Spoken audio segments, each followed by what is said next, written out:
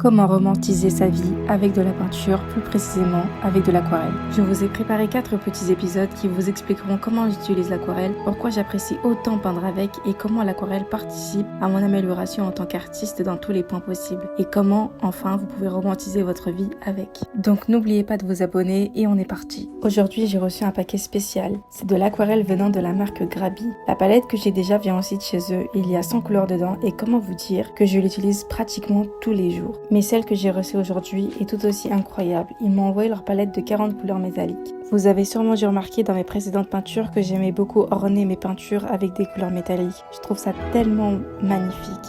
Regardez-moi la beauté de la palette, j'ai tellement hâte de faire de magnifiques peintures avec. Il y a même 2 parties pour mélanger les couleurs, c'est juste parfait maintenant, je n'ai plus besoin de mélanger avec une vitre. Donc dans cette partie, on se concentrera sur le swatch des couleurs. Vous pouvez retrouver le color swatch de la palette à 100 couleurs sur ma chaîne YouTube. Donc voilà les couleurs, je savais déjà que ça allait être incroyable puisque dans la palette à 100 couleurs, vous pouvez retrouver quelques couleurs métalliques en plus des couleurs basiques. On arrive donc à la fin de cette première partie. Dans la partie 2, on se concentrera sur comment j'utilise l'aquarelle et pourquoi je suis autant fan d'elle. Et vous avez moins 15% sur tout le site Grabi avec le code BouchraArt15. Le lien du site est dans ma bio et à bientôt pour la partie 2. Comment romantiser sa vie avec de la peinture, plus précisément avec de l'aquarelle. Partie 2. Vous savez, avant l'aquarelle, quand j'avais une idée de peinture, il fallait que je fasse la peinture pour voir le résultat de l'idée que j'ai eue. Parce que vu que je peins avec de l'acrylique et de l'huile, il y a beaucoup de préparation avant de peindre. Donc j'allais directement reproduire l'idée que j'ai, sans brouillon ni rien. Parfois l'idée de peinture était bien, mais d'autres fois je me disais qu'un brouillon avec une étude de couleur avant aurait rendu la peinture encore plus jolie. Mais comme je l'ai dit, la peinture acrylique et la peinture à l'huile, c'est beaucoup de préparation avant de peindre. Donc j'ai pas forcément tout le temps l'énergie de préparer un brouillon. Et c'est là que l'aquarelle intervient.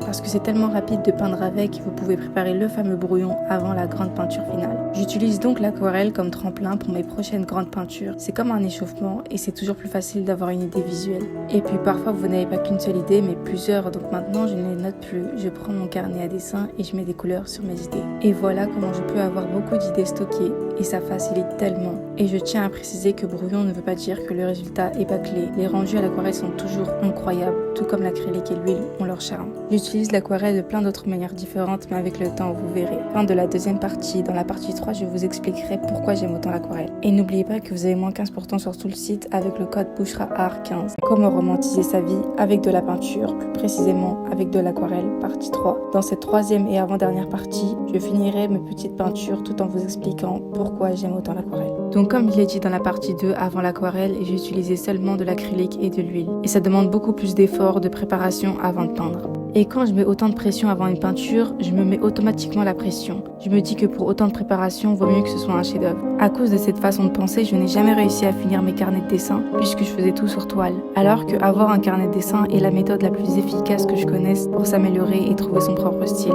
Avec ma palette d'aquarelle, je n'ai plus cette pression. La palette a 100 couleurs, donc c'est à peine si je mélange et quand je le fais, ça va très vite. Quand les mélanges sèchent, il suffit juste un peu d'eau dans votre pinceau et voilà votre mélange réactivé. J'aime beaucoup le fait que ça ne tâche pas et du coup vous pouvez peindre en portant n'importe quelle tenue. Pour finir, l'aquarelle m'a permis d'un nouveau peindre seulement pour moi. Avec toute cette pression que je me mets, je n'avais plus peint pour moi depuis un moment. Et depuis l'arrivée de l'aquarelle, je passe mon temps à peindre. C'est tellement important de peindre pour soi parce que quand vous le faites pour vous et que vous aimez ce que vous faites, une fois que vous partagerez votre art, les gens ressentiront ce que vous avez ressenti, du pur bonheur. Appréciez pleinement ce que vous faites et les autres ressentiront cette énergie que vous dégagez. C'est la fin de cette avant-dernière partie. Dans la dernière partie, on verra comment romantiser sa vie avec de la peinture. N'oubliez pas que vous avez moins 15% sur tout le site Grabi avec le code BouchraArt15. À bientôt.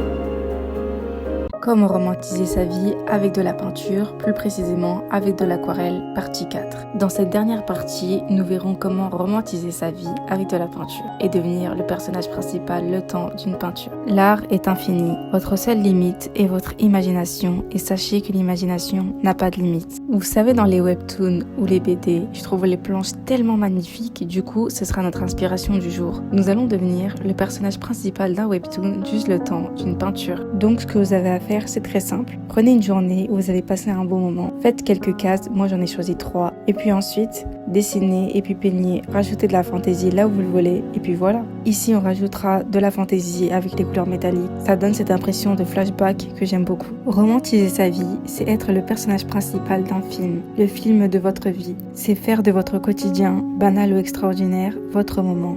un moment important. C'est trouver de la joie dans les moments de simplicité. Le regard des autres n'existe plus, il n'y a que vous, le personnage principal. Vous êtes votre priorité. Peindre ces moments où vous avez passé une agréable journée, c'est comme la revivre à nouveau, avec toutes les belles émotions qu'elle contenait. Je vous partagerai les photos références dans un prochain post, donc n'oubliez pas de vous abonner. Cette mini-série touche à sa fin, j'espère qu'elle vous aura plu. N'oubliez pas que vous avez moins 15% avec le code BouchraArt15 sur le site Grabi. Et voilà comment le temps d'une peinture, vous êtes devenu le personnage principal. Mais n'oubliez pas que vous êtes déjà le personnage principal de votre vie.